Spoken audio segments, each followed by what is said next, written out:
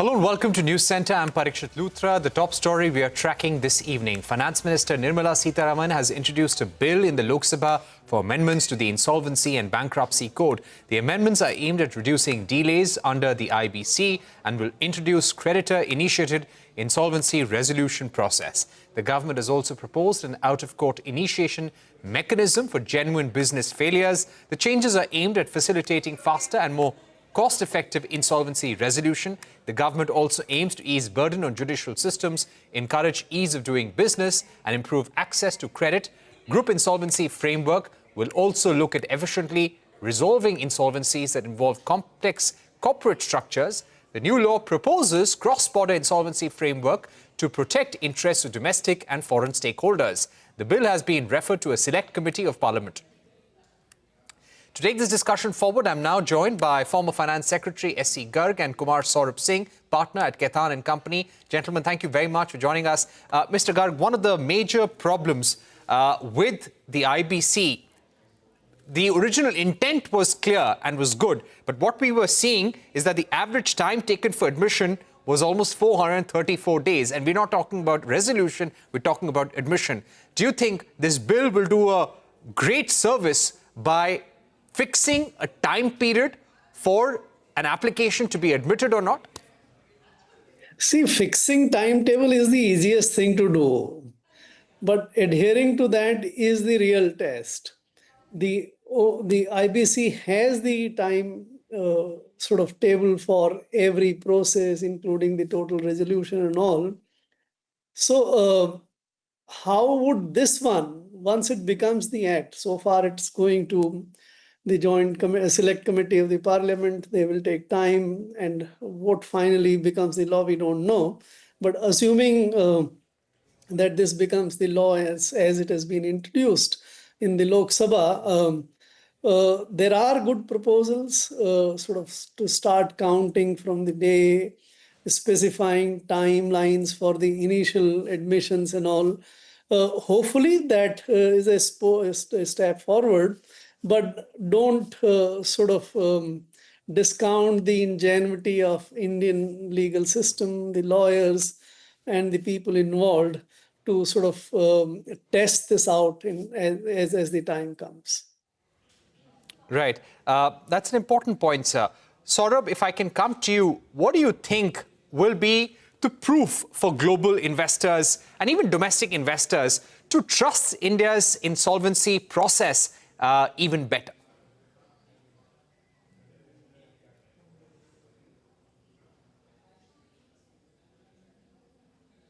All right, we will be joined by Kumar Saurabh Singh in some time. Mr. Garg, if I can put that question to you, going forward, if we want investors to trust India's insolvency and resolution process, what do we need to do in terms of implementation?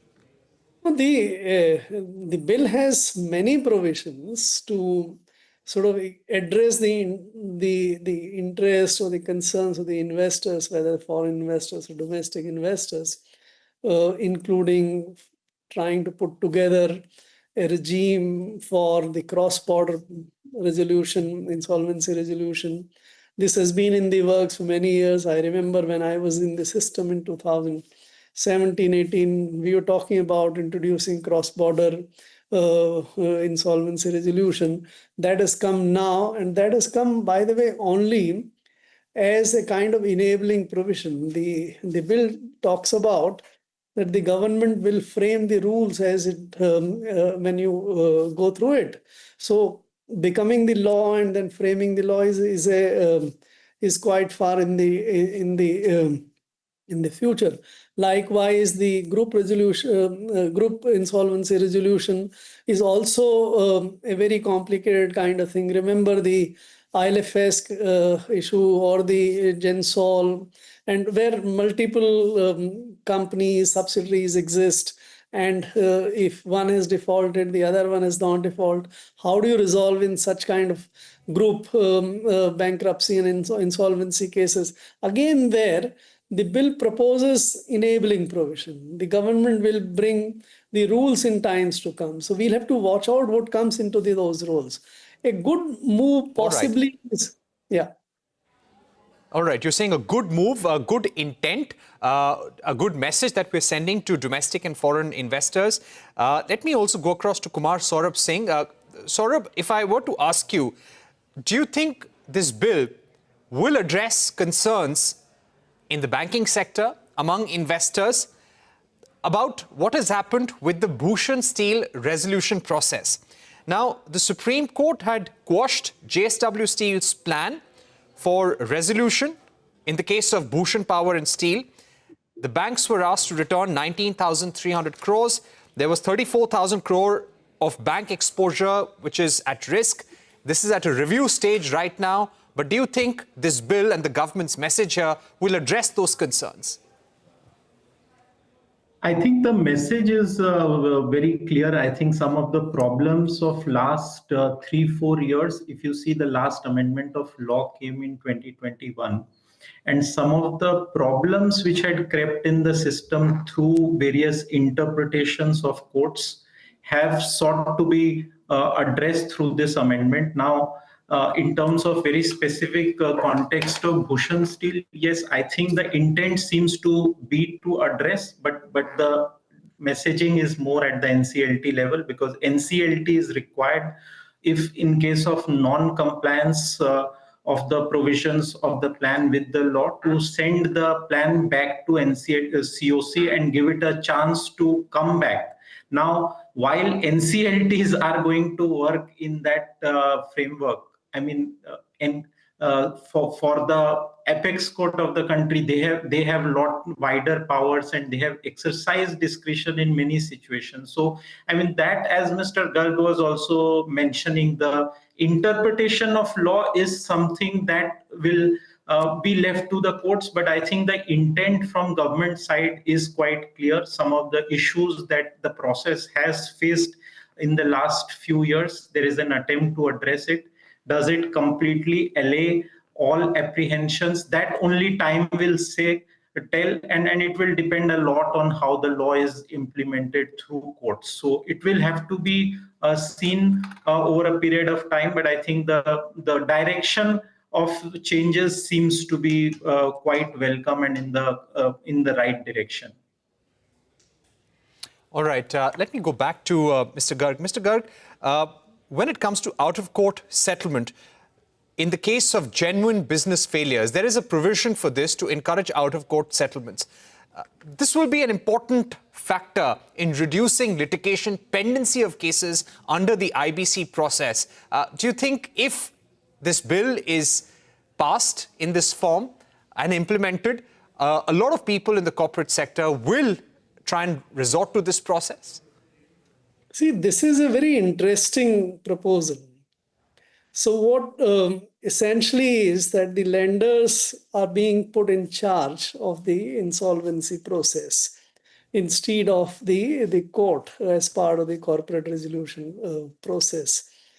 Now, putting the lenders in charge is efficient, definitely.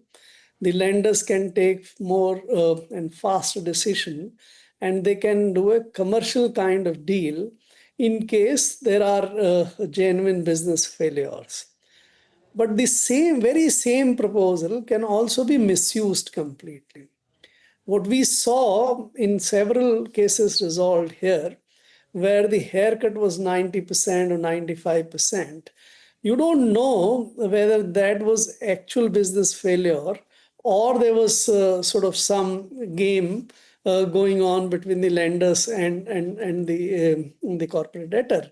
So will in future this provision be sort of used to compel bankers to grant the accommodation to whoever need to be favored, or used for the actual genuine business failure kind of cases, is yet to be seen.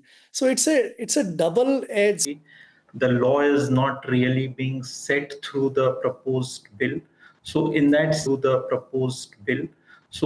sense, it will take some effort before we have, say, particularly cross-border insolvency framework in place, because that will also entail discussions between countries, between governments to create a reciprocal regime, because typically a cross-border regime is, created as an enabling framework on a reciprocal basis. Group insolvency, again, we have had experiences like ILFS, which has taken a fair amount of time to resolve. So in that sense, both the aspects need to be addressed very clearly. I mean, the first round of distress that we have seen, say from 2015 onwards, a lot of that has got resolved. But now is the time really to look at second generation of insolvency reforms. And I think as part of that, these two are very critical areas, not just ILFS, but if one were to look at Videocon, GenSolve, various other cases where you may have businesses spread across multiple companies, and in distress you take a corporate debtor specific approach that can be say counterproductive, value degenerating. So in that sense, very, very important to have a framework which is functional and not left to courts to decide. One very quick. Right, that's an important point. My final question to you would be, how important is it to increase the staffing, increase the infrastructure under the IBC framework if we want these new amendments to succeed, Saurabh? No, I mean, infrastructure is very, very important. And I would also say that, if you look at, say, infrastructure, while there has been a lot of delays, but a lot of it is also because of the gaps which get created in our law. And sometimes at the level of committee of creditors, the tendency to get adjudication from courts. As long as that tendency remains, you will not see merely amendments leading to minimization of disputes or delays in the process. So it also requires some sort of a attitudinal change, and I think support from regulatory side, that if there is decision making which is done by committee of creditors, accept that and move on. Particularly if you see examples like BPSL, reopening the whole case, that in a way shakes the confidence of the entire system. So those aberrations, if they are not there, and you create further improved infrastructure, and with these changes, I think things can get better. But I mean, to the larger question, of course, a lot of it will remain to be seen how we implement and whether all the problems get addressed through this changes or not. All right, Kumar Saurabh Singh and Mr. Garg, thank you very much for joining us on the program. We're taking a short break, but don't go anywhere. The news continues on the other side.